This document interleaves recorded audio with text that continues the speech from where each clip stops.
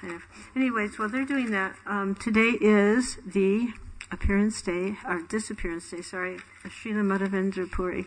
So, just say a few words about His Divine Grace.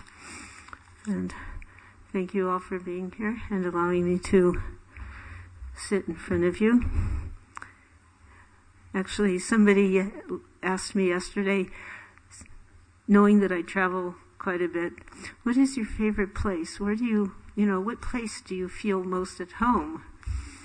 And immediately I said, here, Bhaktivedanta Manor. It's true. Here in Soho Street, this is home. So, very happy to be home. So, Srila Madhavendra Puri had appeared in the 14th century, and he was the disciple of Lakshmipati Tirtha. He was himself the guru of Advaita Acharya, Ishwara Puri, and Pundarik Vidyanidhi. And some say he was the guru of Nityananda, but that isn't upheld by our understanding, but rather they were very closely connected. And Lord Nityananda, he accepted him as his guru, and he treated him as his guru. When they met, it was in Western India, somewhere in Western India. And when Nityananda Prabhu saw Madhavendra Puri, he fainted in ecstatic trance, fell on the ground.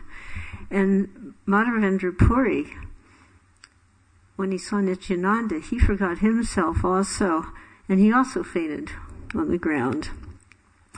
So Lord Chaitanya has commented that there is no one to compare to Madhavendra Puri in relishing the mellows of devotional love. So Nityananda and Madhavendra Puri, they slowly came back to their external consciousness, and seeing each other again, they embraced each other. And in this embrace, they were crying for joy, and they were rolling on the ground. And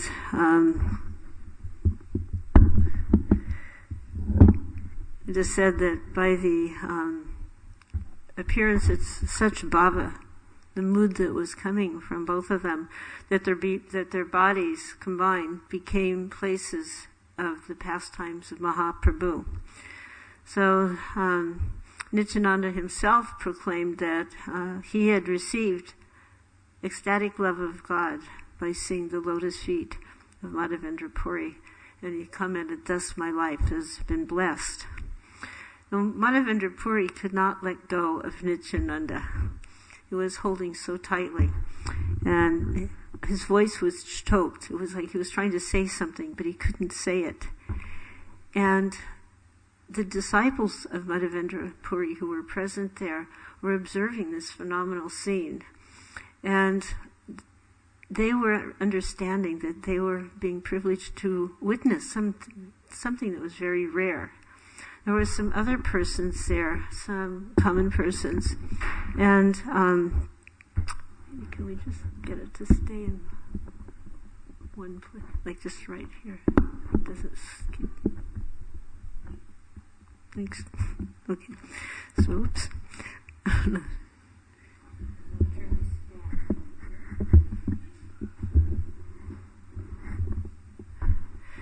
I think right now it's okay. It's standing still. So the microphone, lila. So Madhavendra Puri couldn't let go of Nityananda. His voice was like very choked. He was trying to say something. Disciples were witnessing this. Just amazement. What is this wonderful thing? And they were relishing it. And then there was some common folks, sort of like being at a Rath Yatra festival, and the devotees are Hari Bol, and they don't see anything that's to the right or the left. They're just seeing the ecstatic figure of Lord Chaitanya and his brother and sister. So, and then other people, if you do glance around, you'll see other people on either side of the cart who just may be passing by, and they're sitting and talking to each other like none of this is going on, So, those are the unfortunate persons. It was described in the purport that they were brutes, like brutes, uncultured. So then the disciples, they didn't like this distraction. It's kind of like when you're in japa and then two people start talking, everybody's chanting Hare Krishna, Hare Krishna, and two people start talking, and, sure they're talking about Krishna or something wonderful, but it's like a little bit of a distraction, So they were feeling like this was a distraction, so they pulled up the Lord's, their Guru and Lord Nityananda, and they went off further away into the forest, and they just spent the night in this ecstatic association, unbothered by any other diverse consciousness. So the Madhavendra's Puri's love of God was particularly uncommon. It was said that if he saw a blackish rain cloud, he would faint. And then he would be crying, or he'd be laughing, or he'd be roaring. And Nityananda and Madhavendra Puri, they were compared to volcanoes belching lava. So, a big volcano, all this like hot lava comes flowing out. It's uncontrollable. So in the same way, they were loudly laughing. Loud laughter was coming from their mouth. It was uncontrollable. So in the Adi Lila of Chaitanya Charitamrita, there's one nice quote that Madhavendra Puri's body is totally ornamented with divine love, as are his followers. He takes nothing but the juice of the mellows of love for Krishna as his foodstuff, and thus his body becomes the place of pastimes for Sri Krishna. So then,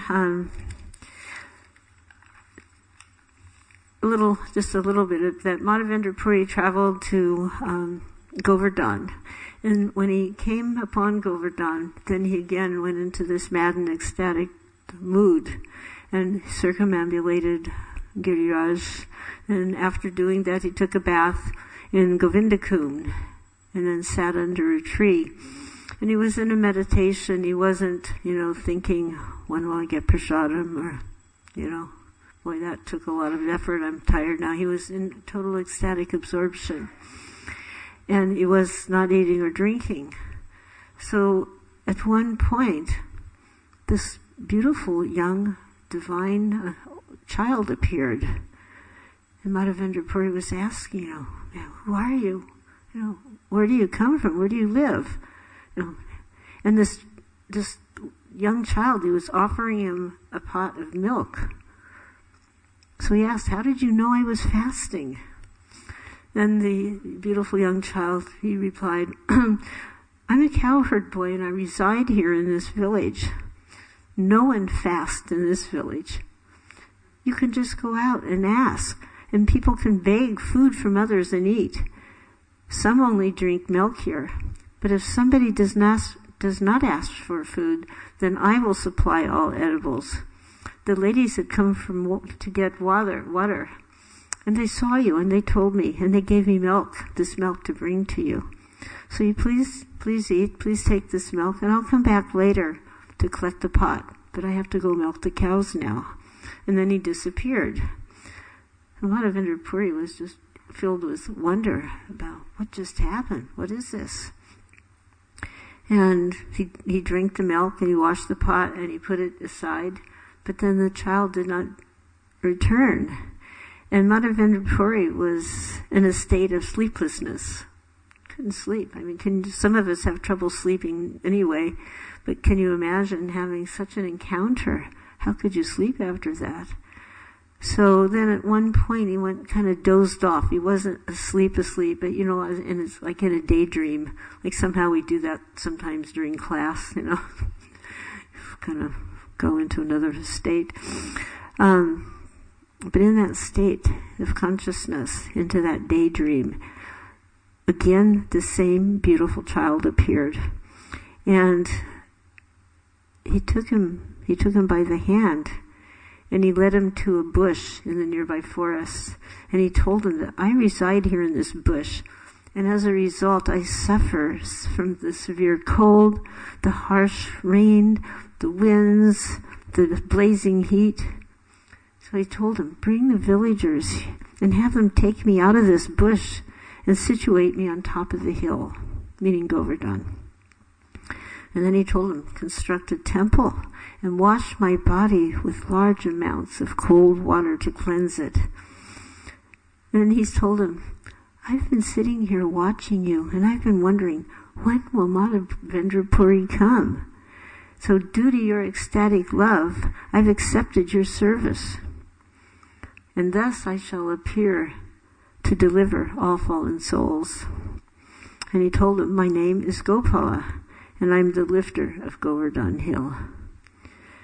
Then he explained how he had been installed by King Vajranabha, and when the Mohammedans came and started their destruction, his pujari became fearful, and he hid him in this bush, and then out of fear for his own life, the pujari ran away. So he says, now it's good that you've come. Remove me with care. And then there's a description in the Chaitanya Charitamrita in the Madhya Lila in the 4th canto, which describes the whole affair that followed, that the grand installation, the Anukut celebration, which we also celebrate as Govardhan Puja. And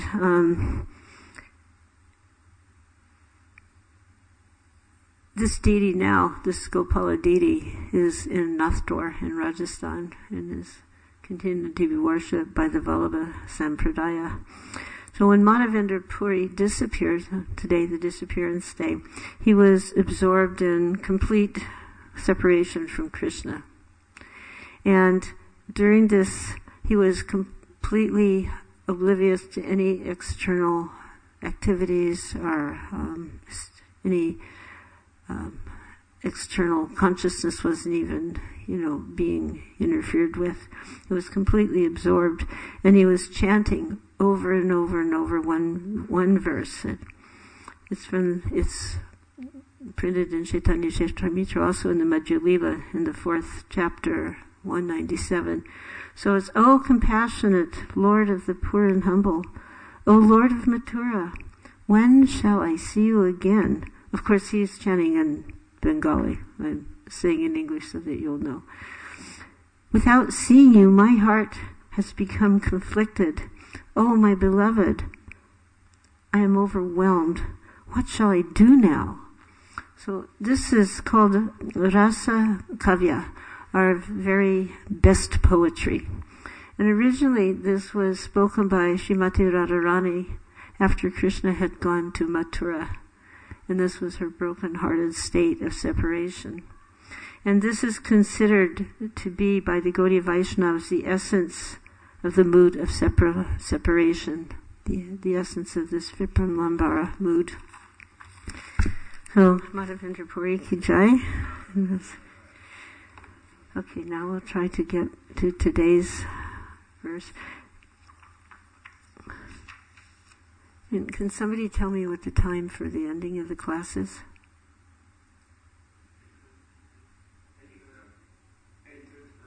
Okay, thank you.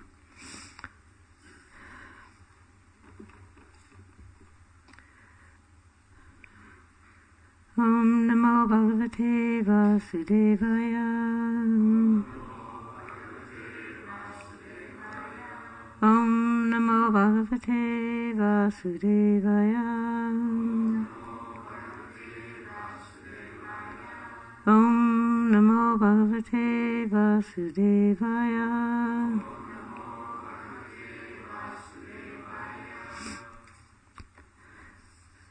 So this is a verse from the 14th canto of Adi Lila, text 19. Translation by His Divine Grace. In the future, this child will protect and maintain all the world. For this reason, he is to be called Vishwambara. Purport. The Chaitanya Bhagavat confirms that Sri Chaitanya Mahaprabhu, by his birth, has made the whole world peaceful. As in the past, Narayan protected this earth in his incarnation as Varaha. Because of his protecting and maintaining this world in the present Kali Yuga, Lord Chaitanya Mahaprabhu is known as Vishwambara, which refers to one who feeds the entire world. The movement inaugurated by Sri Chaitanya Mahaprabhu when he was present 500 years ago is again being propagated all over the world, and factually we are seeing its practical results. People are being saved, protected, and maintained by this Hare Krishna movement. Thousands of followers, especially Western youth, are taking part in this Hare Krishna movement, and how safe and happy they feel can be understood from the expressions of gratitude in their hundreds and thousands of letters. The name Vishwambara is also mentioned in the Atharva Veda Samhita 3.3.16.5. Vishwambara Vishwena Ma Barasha Pahi Swaha. Uma Ganadharandasya Gananasakaya Chaksun Mivitam Yena Tasme Sri Gurave Namaha. Sri Krishna Chaitanya Prabhu Nityananda Sri Advaita Gadadhar Shiva Sari Gaur Bhaktavrinda. Hare Krishna Krishna Krishna Hare Hare, Hare Rama Rama Rama Hare Hare. Vanchakalpatarubhyascha kripa sindhuvayescha patitanam pavanivambhyo vaishnavebhyo namo namaha. I wanted to go back a little because I saw the way the classes are going. They're taking different slokas from different parts of the Chaitanya Chaitamrita. So, in this particular chapter, it's entitled Lord Chaitanya's Childhood Pastimes, and we're just heading into the 19th verse. And the first pastime has been described, which was the pastime of his mother seeing the marks on the floor in the house, and it's wondering, where did this come from? Who's been here? There was some consideration that, well, maybe Lord Krishna has actually come in the form of a child and is in the altar room playing with Shalagramashila, because they saw the symptoms of the soul were similar. And then the baby tried to stand up. And babies do that, they try to get up. So he was lying on the bed, face up, and could see on the soles of the feet. But in another, Prabhupada also mentions that itana means lying flat, face up, but somewhere it's described ita with an H. Itana means standing up and then lying down, meaning he tried to stand up, but he fell down, which is consistent with a child, learning to walk. So either way, Mother Sachi saw the soles of his feet. And she was feeling great joy. She took him on her lap and she was offering her breast. She called her husband in, to see, and he could see the baby's feet. So that was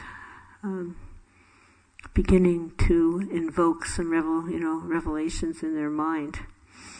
And the first text, though, is which is what I wanted to mention in beginning, is very instructive for all bhaktas, for all devotees. It says that things are very difficult. Things that are very difficult to do become easy to execute if one somehow remembers Lord Chaitanya Mahaprabhu. But if one does not remember him, even easy things become very difficult. Then the author says, to this Chaitanya Mahaprabhu I offer my respectful obeisances. So we can see when we read these sacred texts like Chaitanya Charitamrita, Chaitanya Bhagavat, and others, that the author, the so-called author, because they don't claim ownership, that, like we may write a book and we'll put our name, I wrote this book, But we understand that the author Chaitanya Charitamrita was very elderly, practically elderly to the point of infirmity. And he was expressing how he actually could, was not understanding how he could even do this. And yet somehow he was writing.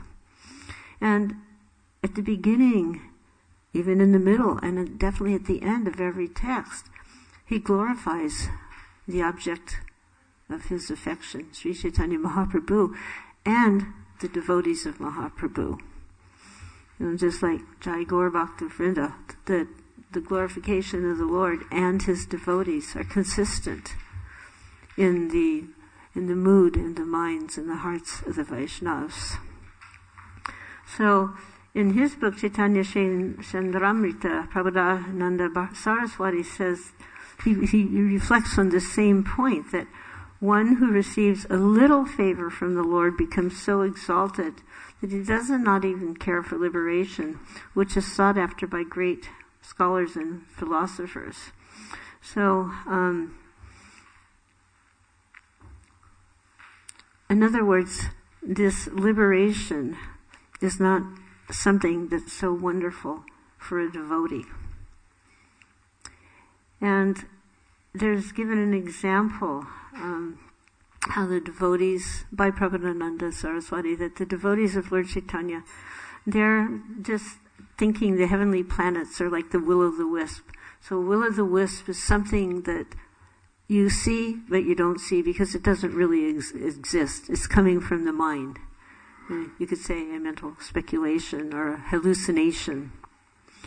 And he was saying that the devotees surpass this so-called perfection of mystic yoga, and they look at it like a snake with broken fangs because they're engaged in devotional service. So the example means like if there's a snake, a poisonous snake, there's going to be some fear because the snake may bite you. But if the fangs are broken, then the venom cannot flow. So there's no reason to be fearful. So in the engaged in devotional service, when one is engaged in the service of the Lord, there's no danger of snakes. And this is the gift of Chaitanya Mahaprabhu. So then also in Hari Bhakti, in the Hari Bhakti Vilas, there's a reconfirmation that these difficult things become easy to understand if one remembers Chaitanya Mahaprabhu. And the easy things become difficult to understand if one forgets him. So Prabhupada compares this with the great scientists of the world, in the eyes of the general public. Jai Sri Sri Radha Gokulananda, Sri Sri Gaur Nitai, Ramchandra, Lakshman, Sita Devi. So one sees a great scientist, somebody who's accomplished some kind of great task, or has so-called discovered something. As scientists are wont to do, they'll discover something, which is kind of a joke, because how can you discover something that's already there? So it means what they're really, without realizing it, they're glorifying themselves, are the discoverer of something. Like, oh, this person is so wonderful because they discovered this, But whatever they so-called discover, it's already there. It means that before their so-called discovery, they were just blinded. They couldn't see it. So what's so wonderful now to give credit to them for now seeing what was already there. So then Prabhupada said that in general, these scientists, they can't understand the very simple thing, that life comes from life. And that is because Prabhupada said they do not have the mercy of Chaitanya Mahaprabhu. So the author of the Chaitanya Charitamrita, he takes shelter of Lord Chaitanya Mahaprabhu to describe the pastimes of his appearance as a child. And he does this because he knows one can't write transcendental literature by mental speculation. So without taking shelter of the Lord, one is unable to properly glorify him. And he said, one who writes about the Supreme Personality of Godhead must be specially favored by the Lord. It says, simply by academic qualification, it is not possible to write such literature. And we saw in the case of Srila Prabhupada that sometimes he would be lauded or praised for his various work. But to the devotees, he would just say, I'm not doing anything. I'm just repeating. I am not writing anything. I am just repeating what Krishna has told me. So this is Srila Prabhupada showing his mood of following in the previous acharyas and his humility. That he is not taking that I am such a great person that, now I am giving all of this to you, but like a reporter for the Supreme Lord. So this is the proper mood, the proper activity of the Vaishnava, to always defer to the Supreme Personality and also to his devotees. So consistently in the Chaitanya Charitamrita, consistently in the wonderful pastimes of Lord Chaitanya, we are seeing how the devotees are an integral part of all the pastimes and all the activities. So when the Lord tried to walk in his first childhood pastime, then the specific marks that were visible were the flag, the thunderbolt, the conch shell, a disc, and a fish. And these were seen now by his mother and his father. Jagannath Mishra was thinking, well, certainly child Krishna is with us, taking his childhood form. He's with the Shalagram Shila playing with it, Because to think that here, this baby was actually the Lord would have been so inconceivable. It would have broken the father-son relationship, actually. Then they were talking. Jagannath Mishra and Sachi Devi were talking. And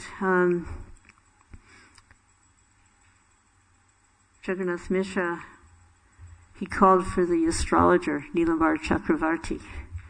And when Nilambar Chakravarti saw the marks, he started to smile, kind of like a knowing smile, like when Lord Krishna and Arjuna were there, and Arjuna was going through all his mental trauma and dilemma, and then finally, before he answered, Krishna smiled, kind of like that smile of a knowing parent. Okay, my dear child, now I'm going to tell you something. So Nilambar Chakravarti had this smile, and he admitted that actually he had already ascertained all of this by astrological calculation and noted it in writing. And he explained how there were 32 bodily marks that symptomize a great personality. And he said, I see all of these marks on the body of this child. So, of the 32 marks, and they're described that 5 of them on the bodily parts are very large, and 5 are very fine, 7 are reddish, 6 are raised, 3 are small, 3 are broad, and 3 are graved. And it's interesting that the 3 grave parts are the navel, his voice, and it said existence. So I was finding that really interesting, meditating on the existence of Lord Chaitanya, his existence, and it was very grave.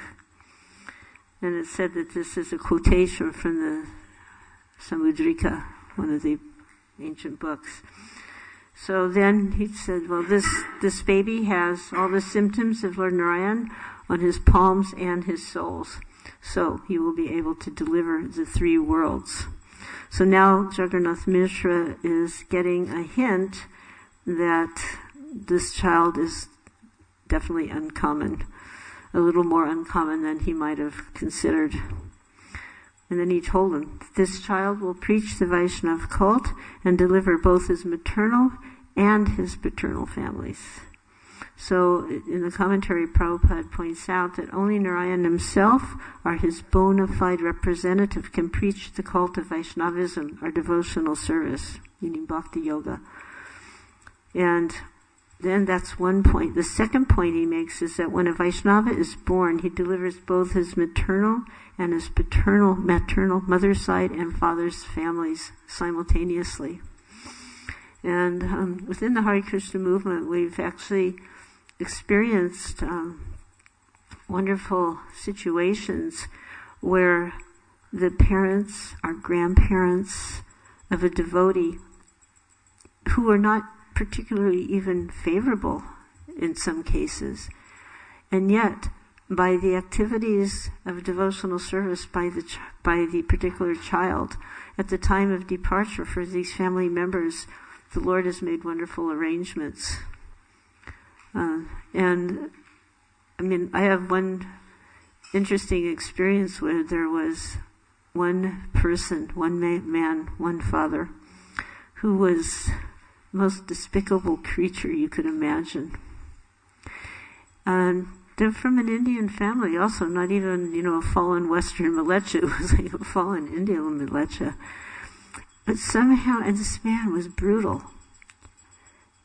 He beat his wife horribly, and he brought another woman. He had another woman, and he would bring her to the home in front of the children and the wife. I mean, how low can you be?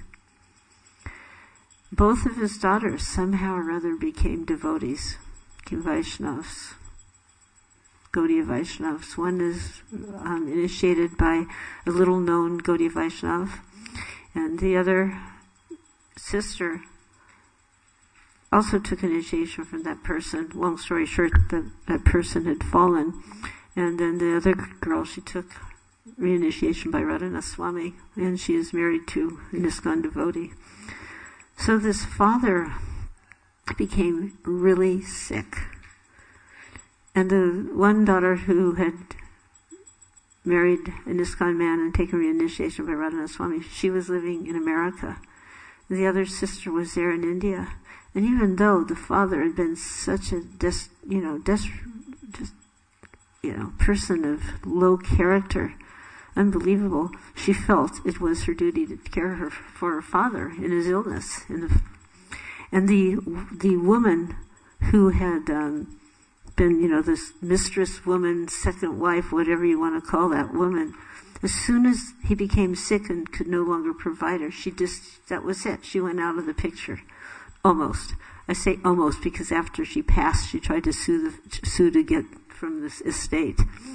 But there was this man who had been contrary, drinking, eating meat, smoking, everything, he did it. And having this woman,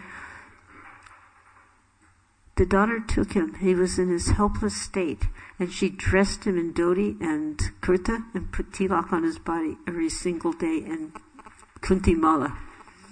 And she began reading this Bhagavad Gita, and the guy, because of his condition, he couldn't say anything. And she read up until the 18th chapter, and then he passed away. So, how amazing that such, you would not imagine such a dog would get such mercy. But it's said here that when a Vaishnava is born, he delivers both his maternal and paternal families simultaneously. So then the other point, that only Narayan himself, our bona fide representative, can preach the cult of bhakti, our devotional service. So we have the ecstatic example of Srila Prabhupada himself. And by this description we can understand that he is a bona fide representative, Sri Chaitanya Mahaprabhu. And it's further said elsewhere in the CC that only a person who is especially favored by the Lord can successfully preach the cult of bhakti. So then we can understand that Srila Prabhupada, not only was he a bona fide representative, but he was actually favored specifically by the Lord. And this favoring of the Lord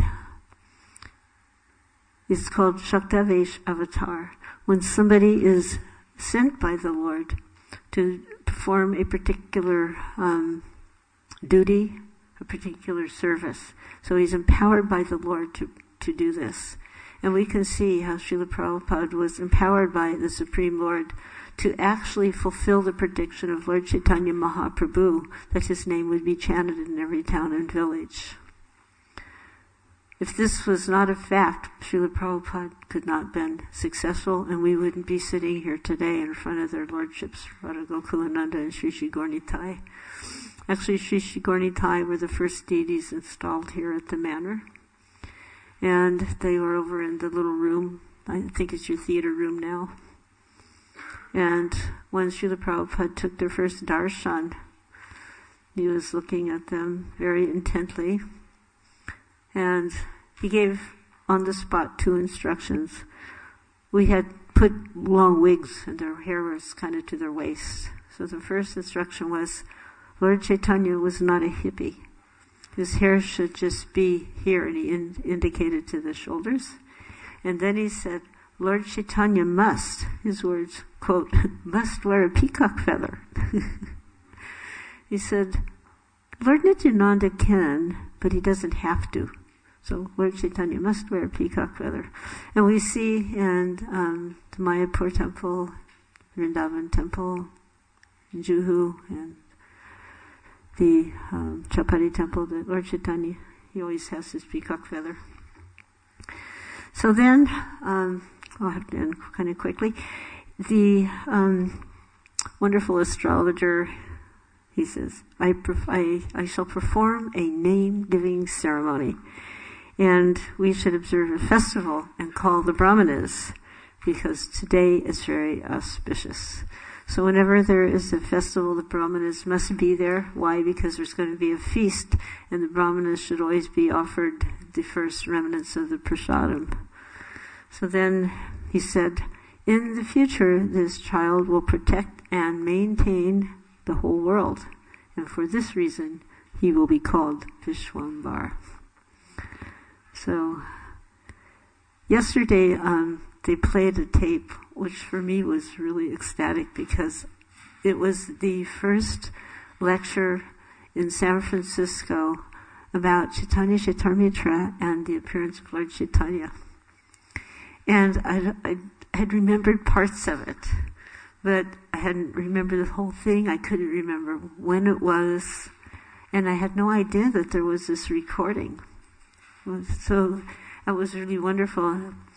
And in the recording, if you were here yesterday, you might remember that there was several wonderful points. He was stressing the difference between the Mayavadi and the Bhaktas.